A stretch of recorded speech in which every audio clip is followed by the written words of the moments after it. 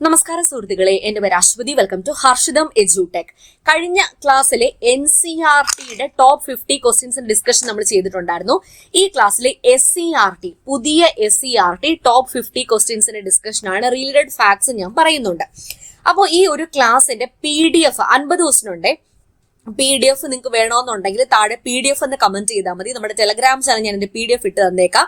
പിന്നെ Telegram channel join ചെയ്യാത്തവരുണ്ടോ ഉണ്ടെങ്കിൽ ഇപ്പൊ തന്നെ ജോയിൻ ചെയ്തേക്കാം. ഫസ്റ്റ് കമന്റ് ചെക്ക് ചെയ്ത് കഴിഞ്ഞാൽ ലിങ്ക് ഉണ്ടായിരിക്കും. പിന്നെ മറ്റൊരു പ്രധാനപ്പെട്ട കാര്യം കൂടി പറഞ്ഞിട്ട് നമുക്ക് സ്റ്റാർട്ട് ചെയ്യാം. നമ്മുടെ ഹർഷിതം എഡ്യൂടെക് ആപ്പില് ഇൻഡിപെൻഡൻസ് ഡേയുടെ ഓഫർ നടക്കുകയാണ്. മെഗാ ഓഫറാണ്. എല്ലാ കോഴ്സുകൾക്കും 500 രൂപ ഡിസ്കൗണ്ട് ഉണ്ട്. ഇൻഡിപെൻഡൻസ് എന്ന കൂപ്പൺ കോഡ് അപ്ലൈ ചെയ്ത് കഴിഞ്ഞാൽ ഏത് കോഴ്സായാലും LGS മുതൽ ഡിഗ്രി ലെവൽ വരെയുള്ള ബാച്ച് കോഴ്സുകൾ അവൈലബിൾ ആണ്. ഏത് കോഴ്സിനായാലും 500 രൂപ ഡിസ്കൗണ്ട് നിങ്ങൾക്ക് കിട്ടുന്നതായിരിക്കും. LDCയുടെ പുതിയ ബാച്ച് ജസ്റ്റ് സ്റ്റാർട്ട് ചെയ്തിട്ടേ ഉള്ളൂ. അതിൽ അഡ്മിഷൻ ഓപ്പൺ ആണ്. അതിലും 500 രൂപ ഡിസ്കൗണ്ട് കിട്ടും. നല്ലൊരു ഫീസ് ഡിസ്കൗണ്ട് തന്നെ നിങ്ങൾക്ക് കിട്ടും. അപ്പോൾ കയറി ചെക്ക് ചെയ്തോളാം. ആപ്പ് ഡൗൺലോഡ് ചെയ്യാൻ ലിങ്ക് ഫസ്റ്റ് കമന്റിൽ ഉണ്ടായിരിക്കും. അപ്പൊ നമുക്ക് ഐശ്വര്യമായിട്ട് ക്ലാസ്സിലേക്ക് പോയാലോ? ക്ലാസ് ഇരുന്ന് തന്നെ പഠിക്കുമല്ലോ അല്ലേ? നിങ്ങൾ ക്ലാസ് ഇരുന്ന് തന്നെ പഠിക്കുക. ഇത് പഠിക്കാൻ വേണ്ടി വേറെ സമയം കണ്ടെത്തേണ്ട ആവശ്യമില്ല. ഓക്കെ, സ്റ്റാർട്ട് ചെയ്യാം. ഇന്ന് എടുത്തിരിക്കുന്നത് 8ാം ക്ലാസ് സോഷ്യൽ 1ാമത്തെ ചാപ്റ്റർ ആണ്. ആദ്യത്തെ ചോദ്യം, താഴെ പറയുന്നവയിൽ ശരിയായ കാലക്രമം നോക്കിക്കേ. പ്ലാസി യുദ്ധം, കുളച്ചൽ യുദ്ധം, ബക്സാർ യുദ്ധം, വാസ്കോഡഗാമയുടെ വരവ്, അങ്ങനെ അത് ഷഫിൾ ചെയ്ത് അങ്ങോട്ടും ഇങ്ങോട്ടും കൊടുത്തേക്കുക. അപ്പൊ ഇതിൽ കറക്റ്റ് ആയിട്ടുള്ളത് ഏതാ? ഉത്തരം ഓപ്ഷൻ ബി ആണ്. വാസ്കോഡഗാമയുടെ വരവ് എന്നാണ് കോഴിക്കോട് കാപ്പാട് തീരത്ത് വാസ്കോഡഗാമ കപ്പലിറങ്ങിയത് 1498 കടൽ മാർഗം ഇന്ത്യയിൽ എത്തിച്ചേർന്ന ആദ്യത്തെ യൂറോപ്യൻ അല്ലെങ്കിൽ ആദ്യത്തെ പോർച്ചുഗീസുകാരൻ ആരാണ്? വാസ്കോഡഗാമ. വാസ്കോഡഗാമയുടെ വരവോടെയാണ് ഇന്ത്യയിൽ, കേരളത്തിൽ തന്നെ യൂറോപ്യൻ ആധിപത്യത്തിന് തുടക്കമായത്. അപ്പൊ വാസ്കോഡഗാമയുടെ വരവല്ലേ ആദ്യം നടന്നത്? 1498. രണ്ടാമത് കുളച്ചൽ യുദ്ധം 1741 കുളച്ചൽ യുദ്ധം നടന്നത്. ആരൊക്കെ തമ്മിൽ? മാർത്താണ്ഡവർമ്മയും ഡച്ചുകാരും തമ്മിലാണ് കുളച്ചൽ യുദ്ധം നടന്നത്. അതിൽ ഡച്ചുകാരെ മാർത്താണ്ഡവർമ്മ പരാജയപ്പെടുത്തുകയും ഒരു യൂറോപ്യൻ ശക്തി, ആദ്യമായിട്ട് ഒരു യൂറോപ്യൻ ശക്തി ഇന്ത്യൻ ഭരണാധികാരികൾക്ക് മുന്നിൽ കീഴടങ്ങുകയും ചെയ്ത യുദ്ധമാണ് കുളച്ചൽ യുദ്ധം. കന്യാകുമാരിക്ക് അടുത്തുള്ള കുളച്ചലിലാണ് ഈ ഒരു വാർ നടന്നത്. 1741. മൂന്നാമത്തത് പ്ലാസി യുദ്ധമാണ്. വർഷമേതാ? താഴെ കമന്റ് ചെയ്യൂ. അത് നിങ്ങൾ താഴെ കമന്റ് ചെയ്യൂ. നിങ്ങളോടുള്ള ചോദ്യമാണ്. പ്ലാസി യുദ്ധം നടന്ന വർഷം ഏത്? പ്ലാസി യുദ്ധം നടന്നത് ആരൊക്കെ തമ്മിലാണ്? ബംഗാളിലെ നവാബായിരുന്ന സിറാജുദ്ദൗളയും റോബർട്ട് ക്ലൈവും തമ്മിലാണ് പ്ലാസി യുദ്ധം നടന്നത്. ബ്രിട്ടീഷ് ആധിപത്യത്തിന് അടിത്തറ പാകിയ യുദ്ധം ഏതാന്ന് ചോദിച്ചു കഴിഞ്ഞാൽ പ്ലാസി യുദ്ധമാണ്. ബംഗാൾ ബ്രിട്ടീഷുകാർ പിടിച്ചെടുക്കാൻ കാരണമായ യുദ്ധം ഏതാണ്? പ്ലാസി യുദ്ധമാണ്. അടുത്തത് ബക്സാർ യുദ്ധം. 1764 ബക്സാർ യുദ്ധം നടന്നത്. ബക്സാർ യുദ്ധത്തിലൂടെയാണ് ബംഗാൾ, ബീഹാർ, ഒഡീഷ എന്നീ പ്രവിശ്യകളിൽ നികുതി പിരിക്കാനുള്ള ആ ഒരു അധികാരം ആർക്ക് ലഭിക്കുന്നത്? ബ്രിട്ടീഷുകാർക്ക് ലഭിക്കുന്നത്.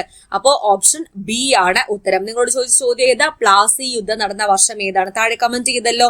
അപ്പൊ ഞാൻ ഉത്തരം ഇവിടെ കൊടുത്തിട്ടുണ്ട്. അപ്പൊ നിങ്ങൾ PDF നോക്കുമ്പോഴത്തേക്കും ചോദ്യം ഉത്തരം ആ ഒരു മാതൃകയിൽ നോക്കി പോകാം. അടുത്ത ചോദ്യത്തിലേക്ക് പോകാം. കുളച്ചൽ യുദ്ധവുമായി ബന്ധപ്പെട്ട ശരിയായ പ്രസ്താവന ഏതാ? നേരത്തെ പറഞ്ഞു, ഡച്ചുകാരെ മാർത്താണ്ഡവർമ്മ പരാജയപ്പെടുത്തി. വർഷം ഏതാ? 1741. അടുത്ത ചോദ്യം, താഴെ പറയുന്നവയിൽ ശരിയായ ജോഡി ഏതാണ്? നേരത്തെ പറഞ്ഞ ഒരു വർഷങ്ങളൊക്കെ നിങ്ങൾ നോർത്തെ. വാസ്കോഡഗാമ 1600 ആണോ? അല്ല, 1498. ഈസ്റ്റ് ഇന്ത്യ കമ്പനിയാണ് 1600. കുളച്ചൽ യുദ്ധം ശരിയായിട്ടുള്ള വർഷം അല്ലേ കൊടുത്തേക്കുന്നത്? 1741 കുളച്ചൽ യുദ്ധം. പ്ലാസി യുദ്ധം 1764 ആണോ? അല്ല. നിങ്ങളോട് ചോദിച്ച ചോദ്യം ആയതുകൊണ്ട് ഞാൻ ഉത്തരം പറയുന്നില്ല. 1764 ബക്സാർ യുദ്ധമാണ്. അപ്പൊ ശരിയായിട്ടുള്ളത് ഏതാ? കുളച്ചൽ യുദ്ധമാണ്. അടുത്ത ചോദ്യം, യൂറോപ്യൻ ശക്തികളുടെ ഇന്ത്യയിലെ പ്രധാന ലക്ഷ്യങ്ങളിൽ ഉൾപ്പെടാത്തത് ഏത്? ഏതാ? ഇന്ത്യൻ കർഷകർക്ക് സൗജന്യ ഭൂമി നൽകലാണ് ഉൾപ്പെടാത്തത്. ഉൾപ്പെടുന്നവ ഏതൊക്കെയാ? സുഗന്ധവ്യഞ്ജന വ്യാപാരം ഉൾപ്പെടുന്നതാണ്. അത് നടത്താൻ വേണ്ടിയിട്ടാണല്ലോ അവർ വന്നത്. പുതിയ വ്യാപാര മാർഗങ്ങൾ കണ്ടെത്താൻ വന്നു. കച്ചവട കുത്തക സ്ഥാപിക്കാൻ വന്നു. ഇതൊക്കെ ഏതൊക്കെയാണ് ഇന്ത്യയിലെ പ്രധാന ലക്ഷ്യങ്ങൾ? ഈ വാസ്കോഡഗാമ ഇന്ത്യയിലേക്ക് എത്താൻ ചെലവായ ആ ഒരു തുകയുടെ 60 ഇരട്ടി മൂല്യമുള്ള ചരക്കുകളുമായിട്ടാണ് തിരിച്ചു പോയത്. അപ്പൊ ആ ഒരു വിവരം തന്നെ, അല്ലെങ്കിൽ വാസ്കോഡഗാമ ഉണ്ടാക്കിയ ആ ഒരു ലാഭം തന്നെയാണ് യൂറോപ്യൻസിനെ അല്ലെങ്കിൽ യൂറോപ്യൻ കച്ചവടക്കാരെ വീണ്ടും ഇന്ത്യയിലേക്ക് എത്തിക്കാൻ പ്രചോദനമായത് എന്നുകൂടി ഓർക്കുക. താഴെ പറയുന്നവയിൽ പോർച്ചുഗീസുകാരുമായി നേരിട്ട് ബന്ധപ്പെട്ട വ്യക്തി ആരാണ്? ഓപ്ഷൻ നോക്കിക്കേ, വാസ്കോഡഗാമയാണ്. വാസ്കോഡഗാമ. ഈ ചാപ്റ്ററെ പുതിയ SCERT 8ാം ക്ലാസ് സോഷ്യൽ ചാപ്റ്റർ 1 അധിനിവേശവും ചെറുത്തുനിൽപ്പും എന്ന ചാപ്റ്ററിലെയാണ്. ആ ചാപ്റ്റർ നിങ്ങൾ ഇപ്പൊ തന്നെ പോയി കണ്ടോളാം. ഹർഷിതം എഡ്യൂടെക് ആപ്പിലെ എല്ലാ കോഴ്സിലും പുതിയ SCERT, ന്യൂ SCERT 6, 8, 10 എന്ന് പറഞ്ഞ ഫോൾഡർ ഞാൻ ക്രിയേറ്റ് ചെയ്തിട്ടുണ്ട്. ആ ഫോൾഡറിനകത്ത് 8ാം ക്ലാസ് എടുക്കുക, അതിനകത്ത് സോഷ്യൽ എന്ന ഫോൾഡർ എടുക്കുക, ഫസ്റ്റ് ചാപ്റ്റർ കണ്ടോളാം. ഇപ്പൊ തന്നെ കണ്ട് പഠിക്കണേ. ഓക്കെ, അടുത്ത ചോദ്യത്തിലേക്ക് പോകാം. ഹോർത്തൂസ് മലബാറിക്കസ് പ്രധാനമായും എന്തുമായി ബന്ധപ്പെട്ട കൃതിയാണ്? മലബാറിലെ സസ്യസമ്പത്തുമായി ബന്ധപ്പെട്ട കൃതിയാണ്. ഡച്ചുകാരുടെ ഏറ്റവും വലിയ സംഭാവനയാണ് ഹോർത്തൂസ് മലബാറിക്കസ്. ഈ ഒരു കൃതി പ്രസിദ്ധീകരിച്ചത് എവിടെയാണ്? നെതർലൻഡ്സിലാണ്, ആംസ്റ്റർഡാമിലാണ്. നേതൃത്വം നൽകിയത് അഡ്മിറൽ വാൻ റീഡ്. ഹോർത്തൂസ് മലബാറിക്കസിന്റെ രചനയിൽ വാൻ റീഡിനെ സഹായിച്ച ഈഴവ വൈദ്യന്റെ പേരെന്താ? ഇട്ടി അച്യുതൻ. ഇട്ടി അച്യുതന്റെ കൂടെ ആരൊക്കെ ഉണ്ടായിരുന്ന സഹായികളായിട്ട്? അപ്പുഭട്ട്, രംഗഭട്ട്, വിനായക ഭട്ട് എന്നീ ആൾക്കാരുണ്ടായിരുന്നു. ഈ ഒരു കൃതി ഇംഗ്ലീഷിലേക്കും മലയാളത്തിലേക്കും തർജ്ജമ ചെയ്തത് ആരാണ്? KS മണിലാലാണ്. KS മണിലാൽ. ഇട്ടി അച്യുതൻ ഏത് ജില്ലക്കാരനാണ്? ആലപ്പുഴ ജില്ലക്കാരനാണ്, ആലപ്പുഴ സ്വദേശിയാണ്. അപ്പൊ മലബാറിലെ സസ്യസമ്പത്തിനെ കുറിച്ച് പ്രതിപാദിക്കുന്ന കൃതിയാണ് ഹോർത്തൂസ് മലബാറിക്കസ്. താഴെ പറയുന്നവയിൽ ഡച്ച് ആധിപത്യവുമായി ബന്ധപ്പെട്ട ശരിയായ ജോഡി ഏതാണ്? ഹെൻറിക് വാൻ റീഡ് ഏതുമായി ബന്ധപ്പെട്ട വ്യക്തിയാണ്? ഹോർത്തൂസ് മലബാറിക്കസുമായി ബന്ധപ്പെട്ട വ്യക്തിയാണ്. അതാണ് ശരിയായിട്ടുള്ള ഉത്തരം. ഇംഗ്ലീഷ് ഈസ്റ്റ് ഇന്ത്യ കമ്പനി സ്ഥാപിതമായ വർഷം ഏതാ? നേരത്തെ ഞാൻ പറഞ്ഞു, 1600 ഏഷ്യയിൽ ഇംഗ്ലീഷ് ഈസ്റ്റ് ഇന്ത്യ കമ്പനി, ഏഷ്യയിലെ വ്യാപാരങ്ങളൊക്കെ നിയന്ത്രിക്കാൻ വേണ്ടിയിട്ട് ഇംഗ്ലീഷ് ഈസ്റ്റ് ഇന്ത്യ കമ്പനി രൂപീകരിച്ചത്. ഇംഗ്ലീഷ് ഈസ്റ്റ് ഇന്ത്യ കമ്പനിയുടെ ആദ്യത്തെ കച്ചവട സ്ഥലം അല്ലെങ്കിൽ ഫാക്ടറി രൂപീകരിച്ചത് എവിടെയാണ്? സൂറത്തിലാണ്. പിന്നീട് കൽക്കത്ത, ബോംബെ, മദ്രാസ് എന്നിവിടങ്ങളിലും ഫാക്ടറികൾ സ്ഥാപിച്ചു. പ്ലാസി യുദ്ധത്തിൽ ബ്രിട്ടീഷുകാർ പരാജയപ്പെടുത്തിയ ബംഗാൾ നവാബ് ആരായിരുന്നു? ഫസ്റ്റ് ഫാക്ട് ഞാൻ പറഞ്ഞ ഏതാ? സിറാജുദ്ദൗള. സിറാജുദ്ദൗളയാണ് പ്ലാസി യുദ്ധത്തിൽ റോബർട്ട് ക്ലൈവ് പരാജയപ്പെടുത്തിയത്. റോബർട്ട് ക്ലൈവ് പറഞ്ഞ കാര്യമാണ്, എനിക്ക് 2000 പട്ടാളക്കാരെ അയച്ചു തന്നാൽ ഇന്ത്യ തന്നെ ഞാൻ പിടിച്ചടക്കാം എന്ന് പറഞ്ഞതാരാ? റോബർട്ട് ക്ലൈവ് ആണേ. അടുത്ത ചോദ്യം, പ്ലാസി യുദ്ധത്തിൽ ബ്രിട്ടീഷുകാരുടെ ഭാഗത്ത് നേതൃത്വം നൽകിയ വ്യക്തി ആരായിരുന്നു? Robert Clive. റോബർട്ട് ക്ലൈവ് ആണ്. ബക്സാർ യുദ്ധം നടന്ന വർഷം ഏതാ? 1764 ബക്സാർ യുദ്ധം നടന്നത്. താഴെ പറയുന്നവയിൽ ബക്സാർ യുദ്ധവുമായി ബന്ധപ്പെട്ട ശരിയായ കൂട്ടം ഏതാണ്? മിർകാസിം, ഷൂജാ ഉദ്ദൗള, ഷാ ആലം രണ്ടാമൻ ഇവരുടെ സംയുക്ത സൈന്യത്തെയാണ് ബ്രിട്ടീഷുകാർ പരാജയപ്പെടുത്തിയത്. ആരുടെയൊക്കെ? മിർകാസിം, ഷൂജാ ഉദ്ദൗള, ഷാ ആലം രണ്ടാമൻ. അപ്പോൾ നമ്മുടെ ഇൻഡിപെൻഡൻസ് ഡേ ഓഫറിന്റെ കാര്യം മറക്കണ്ട. ഇൻഡിപെൻഡൻസ് എന്ന കൂപ്പൺ കോഡ് അപ്ലൈ ചെയ്ത് കഴിഞ്ഞാൽ എല്ലാ കോഴ്സുകൾക്കും ഇപ്പോൾ 500 രൂപ ഡിസ്കൗണ്ട് ഉണ്ടായിരിക്കുന്നതാണ്, മറക്കരുത് കേട്ടോ. ബക്സാർ യുദ്ധത്തിന്റെ പ്രധാന ഫലങ്ങളിൽ ഒന്നായി കണക്കാക്കുന്നത് എന്താണ്? കമ്പനിക്ക് ദിവാനി അവകാശം ലഭിച്ചു എന്നതാണ്. കമ്പനിക്ക് ദിവാനി അവകാശം ലഭിച്ചു. ദിവാനി അവകാശം എന്തുമായി ബന്ധപ്പെട്ടിരിക്കുന്നു എന്ന് ചോദിച്ചാൽ നികുതി പിരിക്കാനുള്ള അവകാശം. ബംഗാൾ, ബീഹാർ, ഒഡീഷ എന്നീ പ്രവിശ്യകളിലൊക്കെ നികുതി പിരിക്കാനുള്ള അവകാശമാണ് ബക്സാർ യുദ്ധത്തിലൂടെ ആർക്ക് ലഭിച്ചത്? ബ്രിട്ടീഷ് ഈസ്റ്റ് ഇന്ത്യ കമ്പനിക്ക് ലഭിച്ചത്. അടുത്ത ചോദ്യത്തിലേക്ക് പോകാം. താഴെ പറയുന്നവയിൽ ശാശ്വത ഭൂനികുതി വ്യവസ്ഥയുമായി ബന്ധപ്പെട്ട ശരിയായ പ്രസ്താവന ഏതാണ്? ജമീന്ദാർമാരെ നികുതി പിരിവിന് ഇടനിലക്കാരാക്കി എന്നതാണ് ശരിയായ പ്രസ്താവന. ബ്രിട്ടീഷുകാർ നടപ്പിലാക്കിയ നികുതി വ്യവസ്ഥകളാണ് 3 ശാശ്വത ഭൂനികുതി വ്യവസ്ഥ, റൈറ്റ് വാരി സമ്പ്രദായം, മഹൽവാരി സമ്പ്രദായം. ശാശ്വത ഭൂനികുതി വ്യവസ്ഥ നടപ്പിലാക്കിയ വർഷം ഏതാ? 1793. നടപ്പിലാക്കിയത് ആരാണ്? കോൺവാലീസ് പ്രഭുവാണ് നടപ്പിലാക്കിയത്. ജമീന്ദാർമാരെ നികുതി പിരിവിന് ഇടനിലക്കാരാക്കി. റൈറ്റ് വാരി സമ്പ്രദായത്തിൽ ഭൂനികുതി കരാർ പ്രധാനമായും ആരുമായാണ് നടത്തിയിരുന്നത്? കർഷകനുമായിട്ടാണ് ഭൂനികുതി കരാർ നടത്തിയിരുന്നത്. റൈറ്റ് വാരി സമ്പ്രദായം ദക്ഷിണേന്ത്യ, ഡെക്കാൻ മേഖലകളിലാണ് പ്രധാനമായിട്ടും നടപ്പിലാക്കിയത് എന്ന് ഓർക്കുക. അടുത്ത ചോദ്യം, മഹൽവാരി സമ്പ്രദായത്തിന്റെ പ്രധാന സവിശേഷത എന്താ?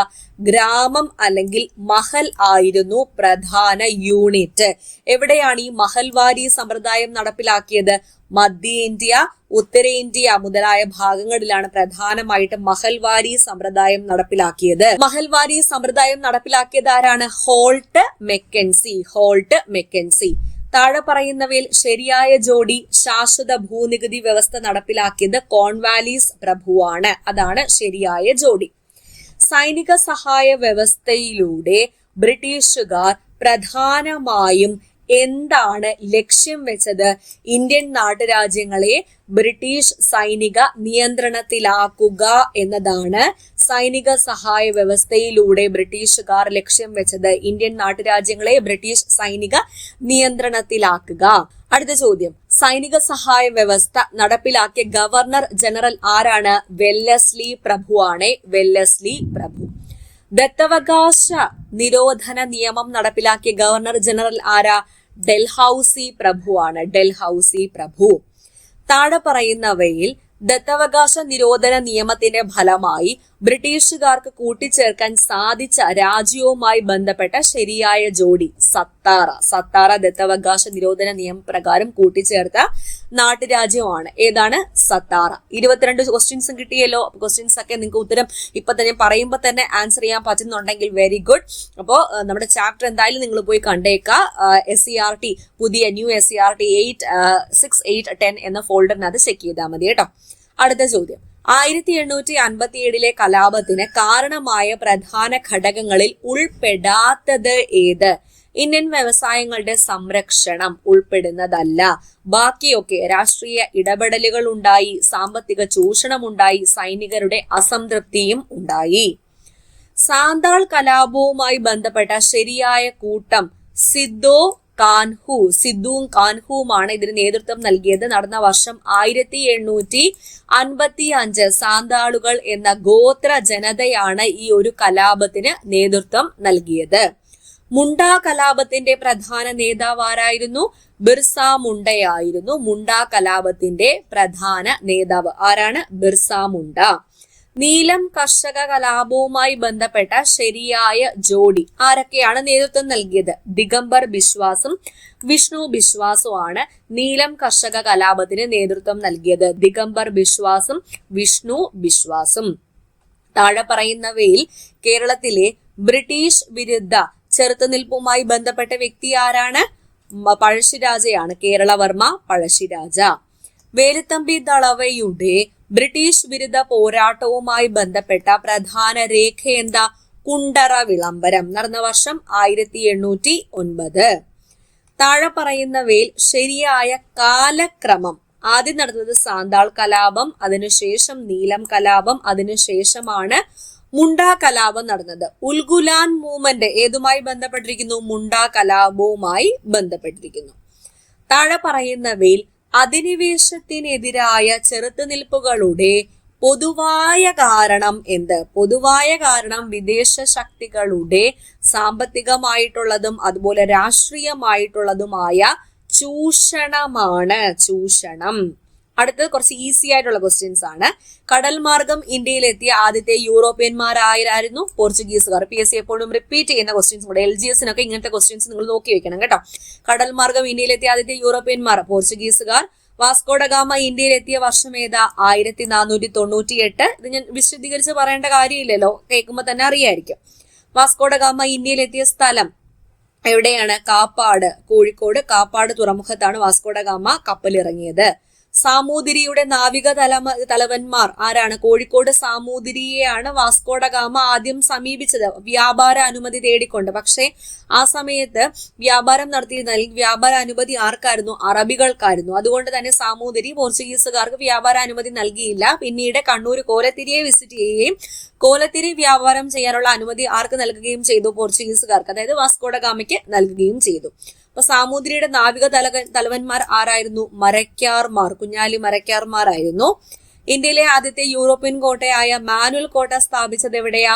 കൊച്ചിയിലാണ് മാനുവൽ കോട്ട സ്ഥാപിച്ചത്. ഓർക്കുക, ഒരു യൂറോപ്യൻ ശക്തി ഒരു ഇന്ത്യൻ ഭരണാധികാരിയോട് പരാജയപ്പെട്ട ആദ്യത്തെ യുദ്ധം ഏതാണ്? കുളച്ചൽ യുദ്ധം. വർഷം 1741. ഓർത്തൂസ് മലബാറിക്കസിന്റെ രചനയ്ക്ക് നേതൃത്വം നൽകിയ ഡച്ച് ഗവർണറിന്റെ പേരെന്താ? Henrique van read. 1678 മുതൽ 1702 വരെ 12 വാല്യങ്ങളായിട്ടാണ് ഹോർത്തൂസ് മലബാറിക്കസ് പ്രസിദ്ധീകരിച്ചത്. ബ്രിട്ടീഷ് ഈസ്റ്റ് ഇന്ത്യ കമ്പനി സ്ഥാപിതമായ വർഷം ഏതാ? 1600 ബ്രിട്ടീഷ് ഈസ്റ്റ് ഇന്ത്യ കമ്പനി സ്ഥാപിതമായത്. ഇന്ത്യയിൽ ബ്രിട്ടീഷുകാരുടെ രാഷ്ട്രീയ ആധിപത്യം സ്ഥാപിക്കാൻ നിർണായകമായ യുദ്ധം ഏതാണ്? പ്ലാസി യുദ്ധമാണ്. പ്ലാസി യുദ്ധം. അടുത്ത ചോദ്യം, 1764 ബക്സാർ യുദ്ധത്തിന്റെ ഫലമായി ഈസ്റ്റ് ഇന്ത്യ കമ്പനിക്ക് ലഭിച്ച പ്രദേശങ്ങൾ ഏതൊക്കെ? ബീഹാർ, ബംഗാൾ, ഒറീസ എന്നിവിടങ്ങളിൽ നിന്നും നികുതി പിരിക്കാനുള്ള അവകാശമാണ് ബക്സാർ യുദ്ധത്തിലൂടെ ഇംഗ്ലീഷ് ഈസ്റ്റ് ഇന്ത്യ കമ്പനിക്ക് ലഭിച്ചത്. ഓക്കെ. 4ാം ആംഗ്ലോ മൈസൂർ യുദ്ധത്തിൽ കൊല്ലപ്പെട്ട മൈസൂർ ഭരണാധികാരി ആരാണ്? ടിപ്പു സുൽത്താനാണ് 4ാം ആംഗ്ലോ മൈസൂർ യുദ്ധത്തിൽ കൊല്ലപ്പെട്ട മൈസൂർ ഭരണാധികാരി. ആംഗ്ലോ സിഖ് യുദ്ധങ്ങളുടെ ഫലമായി ബ്രിട്ടീഷുകാർ കീഴടക്കിയ പ്രദേശം ഏതാ? പഞ്ചാബാണ് ആംഗ്ലോ സിഖ് യുദ്ധങ്ങളുടെ ഫലമായിട്ട് ബ്രിട്ടീഷുകാർ കീഴടക്കിയത്. പഞ്ചാബ്. ശാശ്വത ഭൂനികുതി വ്യവസ്ഥ നടപ്പിലാക്കിയത് ആരാണ്? കോൺവാലീസ് പ്രഭുവാണ് ശാശ്വത ഭൂനികുതി വ്യവസ്ഥ നടപ്പിലാക്കിയത്. റൈറ്റ് വാരി സമ്പ്രദായവുമായി ബന്ധപ്പെട്ട വ്യക്തികൾ ആരൊക്കെ? അതോർക്കുക, തോമസ് മൺട്രോയും അലക്സാണ്ടർ റീഡുമാണ്. ഹോൾട്ട് മെക്കൻസി ഏതുമായി ബന്ധപ്പെട്ടിരിക്കുന്നു? മഹൽവാരി സമ്പ്രദായം. കോൺവാലീസ് പ്രഭു ഏതുമായി ബന്ധപ്പെട്ടിരിക്കുന്നു? ശാശ്വത ഭൂനികുതി വ്യവസ്ഥ. റൈറ്റ് വാരി സമ്പ്രദായവുമായി ബന്ധപ്പെട്ട വ്യക്തികളാണ് തോമസ് മൺട്രോയും അലക്സാണ്ടർ റീഡും. മഹൽവാരി സമ്പ്രദായത്തിൽ നികുതി പിരിവിനുള്ള അടിസ്ഥാന യൂണിറ്റായി കണക്കാക്കിയിരുന്നത് ഗ്രാമത്തെയാണ്. ഗ്രാമം. അടുത്ത ചോദ്യം, 1759 നീലം കർഷക കലാപത്തിന് നേതൃത്വം നൽകിയത്? നീലം കർഷകർ, 2 ബിശ്വാസ്, ദിഗംബർ ബിശ്വാസും വിഷ്ണു ബിശ്വാസുമാണ് നീലം കർഷക കലാപത്തിന് നേതൃത്വം നൽകിയത്. മുണ്ട കലാപത്തിന് നേതൃത്വം നൽകിയ വ്യക്തി ആരാണ്? ബിർസ മുണ്ട. ഇന്ത്യയിൽ ബ്രിട്ടീഷുകാർക്കെതിരെ നടന്ന ആദ്യകാല സംഘടിത കലാപമായി കണക്കാക്കപ്പെടുന്ന കലാപം ഏതാ? ആറ്റിങ്ങൽ കലാപം. ഇന്ത്യയിൽ തന്നെ ചോദിച്ചാലും കേരളത്തിൽ ചോദിച്ചാലും ആദ്യകാല സംഘടിത കലാപം ഏതാണ്? ബാക്കിയൊന്നിനും സംഘടിത സ്വഭാവം ഉണ്ടായിരുന്നില്ല. അതാണ് അവിടെ പോയിന്റ്. ആറ്റിങ്ങൽ കലാപമാണ് ആദ്യത്തെ സംഘടിത കലാപം. അടുത്ത ചോദ്യം, സൈനിക സഹായ വ്യവസ്ഥ നടപ്പിലാക്കിയ ബ്രിട്ടീഷ് ഗവർണർ ജനറൽ ആരാണ്? വെല്ലസ്ലി പ്രഭുവാണ്. വെല്ലസ്ലി പ്രഭു. ദത്തവകാശ നിരോധന നിയമം നടപ്പിലാക്കിയത് ആരാണ്? ഡൽഹൌസി പ്രഭു. ഓക്കെ, അപ്പൊ ഇത്രയും 50 ക്വസ്റ്റ്യൻസ് ആണ് ഈ ഒരൊറ്റ ചാപ്റ്ററിൽ നമ്മൾ ഡിസ്കസ് ചെയ്തത്. മനസ്സിലായി എന്ന് വിചാരിക്കുന്നു. അപ്പൊ ചാപ്റ്റർ നിങ്ങൾ പോയി കാണണേ. ഓക്കെ, അപ്പോൾ അടുത്ത ക്ലാസ്സിൽ വീണ്ടും കാണാം. ഇതിന്റെ PDF വേണമെന്നുണ്ടെങ്കിൽ താഴെ PDF എന്നോ എസ് എന്നോ കമന്റ് ചെയ്താൽ മതി. All the best for exam preparation. പിന്നെ നമ്മുടെ ഹർഷിദം എജ്യൂടെക് ആപ്പിലെ ഇൻഡിപെൻഡൻസ് ഡേ ഓഫറിന്റെ കാര്യം മറക്കരുത്. God bless you all. Thank you.